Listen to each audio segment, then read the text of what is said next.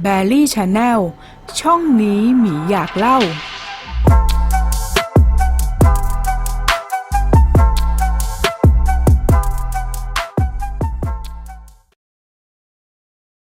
ถ้าวันหนึ่งคุณลืมตาตื่นขึ้นมาแล้วรู้ตัวว่าได้หลุดเข้าไปอยู่ในหนังแนวไล่เชือดอย่างฮัลโลวีนที่มีฆาตกรสุดโหดไมเคิลไมเยอร์สออกไล่ล่าฆ่าคนอย่างไร้ความปราณีอยู่นั้นนี่ก็เป็น10 วิธีที่อาจจะทำให้คุณรอดชีวิตไปได้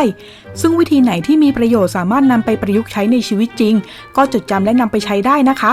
ส่วนวิธีไหนที่ดูเวอร์วังและคงใช้ได้แค่ในหนังเรื่องนี้ก็ขอให้เพื่อนๆดูเพื่อความบันเทิงคิดซะว่ากำลังดูหนังเรื่องหนึ่งแล้วกันนะคะเอาล่ะถ้าพร้อมกันแล้วก็ไปเริ่มกันเลยค่ะ 1. เช่นเดียวกับหนังแนวไล่เชือดหลายๆเรื่องที่ฆาตกรมักมีความสำนึกรักบ้านเกิดไม่ว่าจะออกไล่ล่าฆ่าเหยื่อไปถึงไหนต่อไหนหรือใครจับไปขังไว้ไกลขนาดไหนเมื่อหนีออกมาได้หรือฟื้นคืนชีพขึ้นมาได้ยังไงก็ไม่รู้ก็มักจะต้องดันด้นกลับมาที่บ้านเกิดของตัวเองเสมอ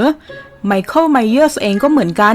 ถ้าคุณหลุดเข้าไปในหนังเรื่องฮัลโลวีนให้จำที่อยู่นี้ให้ขึ้นใจนั่นก็คือบ้านเลขที่45แลมกินเลนเมืองแฮดดอนฟิลด์รัฐอิลลินอยส์ประเทศสหรัฐอเมริกาโดยเฉพาะในคืนวันฮัลโลวีนยิ่งไม่ควรเฉียดเข้าใกล้เมืองนี้อย่างเด็ดขาดต้นหนังมันชื่อฮัลโลวีนจะให้ฆาตกรออกละเลงเลือดวันตรุษจีนหรือวันสงกรานต์ก็คงไม่ได้ใช่ไหมล่ะคะให้จำที่อยู่และเช็ควันที่ให้ดีๆอย่าเข้าไปใกล้อย่าเข้าไปยุ่งกับบ้านของเขาเด็ดขาดดับอนาถกันมานักต่อนักแล้วล่ะค่ะ 2. ถ้าคุณไม่ใช่ญาติทางสายเลือดกับไมเคิลคุณก็มีโอกาสรอดสูงแล้วเพราะในหนังภาคต้นฉบับไมเคิลถูกคำสาปทำให้ต้องฆ่าผู้ที่มีสายเลือดเดียวกันกับตนตั้งแต่เขาอายุได้เพียง6 ขวบดังนั้นคุณก็แค่พยายามอยู่ให้ห่างจากเขาและญาติๆของเขาให้มากที่สุดก็พอเพราะเหยื่อหลักๆของไมเคิลก็คือผู้ที่มีสายเลือดเดียวกันกับเขาโดยเฉพาะรอรี่สโตดน้องสาวของไมเคิลเพราะนางทนทายาทมากรอดตายมาหลายภาคเหลือเกินบางภาคโดนฆ่าตายไปแล้วก็นึกว่าจะหมดเวรหมดกรรมสักทีแต่พอออกภาคใหม่มาก็ดันกลับมามีบทบาทอีกซะงั้นสวยซ้ำสวยซ้อนสวยซ่อนเงินมากๆค่ะและด้วยความที่หนังมีหลายไทม์ไลน์เดี๋ยวรอรี่ก็มีลูกสาวบ้างล่ะมีลูกชายบ้างล่ะมียันหลานสาวเลยก็มีทำให้อาจจะจดจำตัวละครอื่นๆและหลีกเลี่ยงได้ยากจึงให้เน้นหลีกเลี่ยงลอรี่เป็นหลักไว้ก่อนจากนั้นก็ค่อยเช็คว่าคนรอบๆตัวของคุณเป็นคนรู้จักของลอรี่ไหมถ้าไม่ใช่ก็คบกันต่อได้ค่ะส่วนเหยื่อกลุ่มที่2ที่มักจะถูกไมเคิลเชือดบ่อยไม่แพ้กันก็คือใครก็ตามที่เข้าไปขัดขวางหรือขวางทางการไล่ล่าญาติโกโหติกาของคุณพี่เขาแม้แต่แค่เป็นคนรู้จักของญาติของไมเคิลก็ยังอันตรายมากอยู่ดีและกลุ่มสุดท้ายที่มักจะโดนเชือดแบบไม่รู้อิหนูอิเหน่ก็คือคนที่ดวงซวยสุดๆที่บังเอิญเข้าไปอยู่ในสายตาของไมเคิลตอนเขาเกิดอยากฆ่าคนขึ้นมาพอดีแม้ผู้คนเหล่านี้จะไม่ได้เข้าไปขัดขวางหรือมีภัยต่อตัวของไมเคิลเลยก็ตามถ้าไมเคิลนึกอยากจะฆ่าเขาก็ฆ่าแม้แต่ผู้ที่มีพระคุณที่เคยช่วยชีวิตไมเคิลไว้เขาก็ยังเชือดทิ้งอย่างไม่ลังเลมันแล้วนับประสาอะไรกับเราท่านล่ะคะจริงไหมแต่ถ้าสุดท้ายคุณเกิดจับพลัดจับผลูกลายเป็นเป้าในการไล่ล่าของไมเคิลไปได้ยังไงก็ไม่รู้ก็ให้คุณเตรียมตัวเอาตัวรอดจากไมเคิลไมเยอร์สในข้อถัดไปได้เลยค่ะ 3. ตั้งแต่ข้อนี้เป็นต้นไปจะเน้นที่การหนีและเอาตัวรอดจากไมเคิลและหลายๆวิธีก็สามารถนำไปใช้กับฆาตกรคนอื่นๆได้อีกด้วยดังนี้ตามสูตรสำเร็จของหนังแนวไล่เชือดคนที่แยกตัวออกไปคนเดียวมักตายก่อนเป็นลำดับต้นๆดังนั้นเวลาไปไหนมาไหนให้เกาะกลุ่มกับคนอื่นๆเข้าไว้และเมื่อได้ยินเสียงหรือได้เห็นอะไรผิดปกติห้ามคิดไปเองว่าไม่มีอะไรแค่หูฝาดหรือว่าตาฝาดไปเองเพราะในหนังสยองขวัญมันมีแน่นอนค่ะถ้าเห็นอะไรขยับอยู่ในเงามืดก็ให้เตรียมตัวที่จะใช้อาวุธที่อยู่ในมือให้ดีหรือถ้าคุณกำลังหนีหรือหาที่ซ่อนตัวอยู่ก็ให้รีบเดินผ่านไปเลยข่มความอยากรู้อยากเห็นของตัวเองเอาไว้ก่อนอย่าเดินเข้าไปหาเจ้าสิ่งนั้นหรือยืนขาแข็งรอให้เจ้าสิ่งนั้นเดินเข้ามาหาจนประชิดตัวของคุณได้นะคะ 4. สังเกตคำพูดของตัวละครในหนังที่คุณได้พบเจอให้ดีหนังแนวสยองขวัญพวกนี้มักมีลางบอกเหตุบางอย่างแฝงอยู่ในคำพูดเสมอเช่นถ้ามีตัวละครตัวไหนที่ไม่ใช่ตัวเอกพูดขึ้นมาว่าเดี๋ยวจะกลับมาเขามักจะไม่ได้กลับมาเตรียมวางแผนเผื่อในกรณีที่ไม่มีเขาไว้ได้เลย หรือถ้ากำลังหนีอย่างหัวซุกหัวซุนแล้วเพื่อนของคุณก็เกิดรำพึงรำพันขึ้นมาว่าถ้าเรารอดไปได้เราไปที่นั่นที่นี่หรือไปทำนั่นทำนี่ด้วยกันนะให้คุณเตรียมทำใจไว้ได้เลยว่าเพื่อนคนนี้คงจะไม่ได้รอดออกไปกับคุณแล้วแหละ จากนั้นให้ระวังการกระทำหรือการตัดสินใจของเพื่อนคนนี้ให้ดีถ้าคุณไม่อยากตามเขาไปเฝ้ายมบาลด้วยก็ให้เลือกเส้นทางที่ตรงกันข้ามกับเขาไปได้เลยค่ะและอีกคำพูดที่มักจะเจอได้บ่อยก็คือเมื่อเกิดเรื่องผิดปกติขึ้นมาแล้วมีตัวละครตัวหนึ่งพูดว่าก็แค่จุดหน้าคงไม่มีอะไรหรอกมันมีแน่นอนค่ะวิ่ง 5. จากคลิปวิธีเอาตัวรอดจากเจสันเราได้บอกการเตรียมเสื้อผ้าให้พร้อมสำหรับการวิ่งหนีไปแล้วคลิปนี้แบร์รี่ก็อยากจะเพิ่มเติมสำหรับคนที่เป็นหนุ่มแว่นสาวแว่นกันสักหน่อยถ้าใครเป็นแฟนหนังแนวสยองขวัญก็คงจะคุ้นฉากตัวละครใส่แว่นวิ่งไปสะดุดล้มแว่นหลุดแล้วก็ลนลานคลำหาแว่นขณะที่ผีหรือฆาตกรก็กำลังใกล้เข้ามาเรื่อยๆใช่ไหมล่ะคะดังนั้นถ้าคุณรู้ตัวว่าตัวเองขาดแว่นไม่ได้หัวใจขอสารภาพก็ให้หาเชือกหรืออะไรมาผูกขาแว่นไว้แล้วคล้องไว้ที่คอซะถ้ามีแว่นสำรองด้วยยิ่งดีเผื่อตกแตกจะได้ไม่ต้องเสียเวลาเก็บเช่นเดียวกับยารักษาโรคประจำตัวต่างๆของคุณให้เก็บไว้ให้ดีอย่าทำหล่นหายเพราะร้อยทั้งร้อยพอเข้าหน้าสิวหน้าขวานทีไรอาการของโรคมันมักจะกำเริบขึ้นมาทุกทีและมันจะทำให้ประสิทธิภาพในการเอาตัวรอดของคุณลดลงอย่างมากนั่นเองค่ะ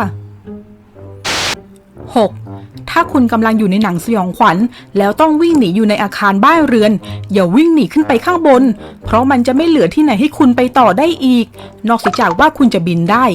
ซึ่งคุณก็บินไม่ได้ใช่ไหมล่ะคะแถมถ้าคิดจะหาที่ซ่อนตัวยังไงพื้นที่ปิดอย่างชั้น2ของบ้านก็มีพื้นที่ให้เลือกซ่อนน้อยกว่าการวิ่งหนีออกไปนอกบ้านอยู่ดีหรือถ้าคุณเห็นไมเคิลยืนขวางประตูหน้าบ้านไว้ก็ให้วิ่งไปที่ประตูหลังบ้านหรือออกไปทางหน้าต่างของชั้นล่างก็ได้แค่ต้องสังเกตก่อนปีนออกมาว่าไมเคิลได้ตามมาดักรออยู่ตรงนั้นแล้วหรือยังด้วยนะคะอีกอย่างถ้าคุณเลือกจะหนีออกมาข้างนอกคุณก็จะมีโอกาสที่จะได้เจอคนอื่นที่อาจจะพอขอความช่วยเหลือได้ด้วยหรือวิ่งออกมาเพื่อไปขึ้นรถแล้วขับรถหนีไปก็จะมีโอกาสรอดเพิ่มขึ้นไปอีกแต่ก่อนออกรถก็ให้เช็คเบาะหลังให้ดีนะคะไม่งั้นอาจจะเจอเซอร์ไพรส์ระหว่างทางก็เป็นได้ค่ะ 7. เมื่อถูกไล่ล่าให้หนีไปหาคนเยอะๆอย่าวิ่งไปที่เปลี่ยวๆที่ไม่มีใครเห็นว่าคุณจะเป็นตายร้ายดีอย่างไรเพราะส่วนมากไมเคิลมักจะฆ่าเหยื่อในที่ลับตาคนเช่นตามอาคารบ้านเรือนหรือที่เปลี่ยวๆมืดๆที่ไม่ค่อยมีคนอื่นผ่านมาเห็นเขาไม่ค่อยจะเดินดุ่มๆเข้าไปฆ่าคนกลางฝูงชนยิ่งคนเยอะเขาก็จะยิ่งเสียเวลาไล่ล่าคุณมากขึ้น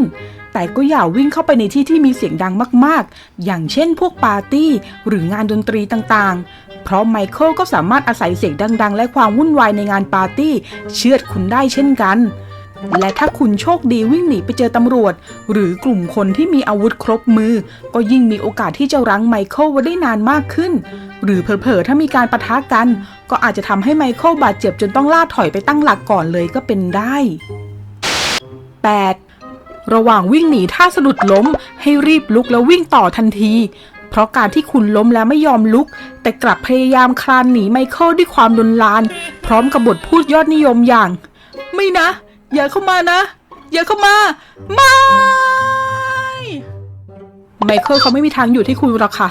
เพราะงั้นถ้าขายังไม่หักก็จะวิ่งต่อไปหรือต่อให้ขาหักไปข้างหนึ่งก็จงเขย่งไปยังจะมีโอกาสรอดมากกว่าร้องขอความเห็นใจจากไมเคิลนะคะและไม่แน่วิ่งกระเพกไปอีกไม่กี่เมตรข้างหน้าอาจจะเจอคนขับรถผ่านมาพอดีก็ได้ใครจะรู้เพราะงั้นถ้าชีวิตยังไม่สิ้นก็ต้องดิ้นไปให้ถึงที่สุดนะคะ 9. แม้ไมเคิลจะแข็งแกร่งเวอร์และสามารถทนต่อพิษบาดแผลได้มากกว่าคนปกติหลายเท่าตามสไตล์ฆาตกรของหนังแนวนี้แต่ไมเคิลก็ยังคงเป็นมนุษย์มีเลือดเนื้อที่จะถูกโจมตีได้แม้บางภาคจะโชว์ความอึดยิ่งกว่าโคถึกที่คึกพิโรธโดยให้เหตุผลว่าเพราะพลังของคำสาปแต่ระดับความยากในการต่อกรก็ยังไม่ถึงกับเจสันที่ภาคหลังๆเริ่มกลายเป็นศพเดินได้ไม่รู้จักเจ็บปวดและสามารถฟื้นคืนชีพมาได้ครั้งแล้วครั้งเล่าหรือปีศาจแห่งความฝันอย่างเฟรดดี้ครูเกอร์ดังนั้นถ้าจวนตัวจริงๆคุณสามารถโจมตีไมเคิลได้ด้วยอาวุธต่างๆที่มีเมื่อไมเคิลได้รับบาดเจ็บหนักๆเขามักจะถอยไปตั้งหลักก่อนเหมือนอย่างตอนที่โดนดร.ลูมิสยิงใส่รัวๆจนพลัดตกระเบียงไปในภาคแรก หรือตอนโดนไฟคลอกในภาค 2ไมเคิลก็ต้องรักษาตัวอยู่ที่โรงพยาบาลในสภาพโคม่าเป็นเวลาถึง10 ปีแสดงให้เห็นว่าสภาพร่างกายและระดับการฟื้นฟูของเขาก็ยังไม่ถึงกับเหนือมนุษย์หรือถึงขั้นเป็นสัตว์ประหลาดแต่อย่างใดแต่ก็แนะนำให้ใช้อาวุธที่โจมตีระยะไกลจะปลอดภัยกว่าเพราะไมเคิลค่อนข้างมีไหวพริบและความสามารถในการฆ่าที่สูงรวมไปถึงพละกำลังที่มากกว่าคนปกติมากดังนั้นถ้าคุณใช้มีดหรืออาวุธระยะใกล้แล้วกะจังหวะไม่ดีหรือโจมตีเบาเกินไปจนถูกเขาคว้าจับได้ทันคุณได้ดับอนาถแน่นอนค่ะเน้นใช้อาวุธโจมตีระยะไกลให้ไมเคิลสตันหรือกระเด็นตกบ้านตกช่องตกเขาไปเลยได้ก็ยิ่งดีกับอีกอย่างที่ดูจะได้ผลกับไมเคิลก็คือการเผาด้วยไฟเพราะก็เคยทำให้เขาโคม่ามาแล้วเป็น10 ปีหรือถ้าคุณสามารถโจมตีเข้าจุดสำคัญของเขาให้เสียหายอย่างหนักหรือหาทางทำให้ไมเคิลร่างแหลกเป็นชิ้นๆได้ก็จะเป็นการการันตีว่าไมเคิลจะไม่รอดกลับมาไล่ล่าคุณอีกแน่นอนค่ะ 10. โทรหาตำรวจในหนังเรื่องอื่นตำรวจอาจไม่มีประโยชน์มากนักโดยเฉพาะในหนังแนวสยองขวัญแต่จากที่แบร์รี่ได้กล่าวไปในข้อที่แล้วว่าไมเคิลสามารถหมดสภาพได้จากการโจมตีที่รุนแรงมากพอดังนั้นการที่โดนตำรวจรุมยิงจะทำให้ไมเคิลบาดเจ็บสาหัสจนต้องล่าถอยไปก่อนหรือถ้าโชคดีตำรวจก็อาจจะล้อมจับไมเคิลที่หมดสภาพแล้วกลับไปได้อีกด้วยจากนั้นคุณก็ภาวนาให้ไมเคิลโคม่านานๆหรือฟื้นขึ้นมาแล้วก็ให้หาทางหนีออกจากที่คุมขังอีกไม่ได้ก็แล้วกันนะคะจบปิ้งค่ะเป็นยังไงบ้างคะสำหรับคลิปนี้ถ้าเพื่อนๆชอบก็อย่าลืมกดไลค์กดแชร์และกด Subscribe เป็นกำลังใจให้กันด้วยนะคะหรือถ้าใครอยากสนับสนุนกันโดยตรงก็สามารถกดสมัครสมาชิกหรือถ้าชอบคลิปนี้มากๆก็สามารถโดเนทให้แบรี่ที่ปุ่มขอบคุณหรือ Super Thanks ตรงใต้คลิปนี้ได้เลยนะคะแบรี่ขอขอบคุณทุกกำลังใจและคอมเมนต์น่ารักของเพื่อนๆทุกคนเลยสำหรับคลิปนี้แบรี่ก็ขอลาไปก่อนพบกันใหม่คลิปหน้าสวัสดีค่ะ